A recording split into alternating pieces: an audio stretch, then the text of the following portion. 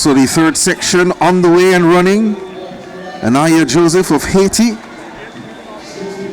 goes out well. Daniellia Dixon also cruising down the backstretch. Attends a school that Usain Bolt went, William Knibb Memorial High. So she runs strong, but look now at Thomas of the Bahamas, the silver medalist last year and 2024.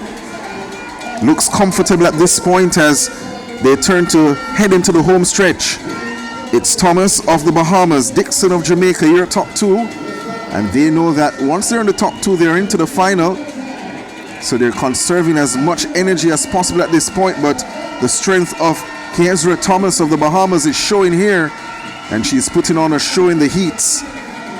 So Thomas of the Bahamas wins at a canter. 54.9 the flash time. Dixon manages to get across the line in second, just ahead of Joseph of Haiti, who went across in third.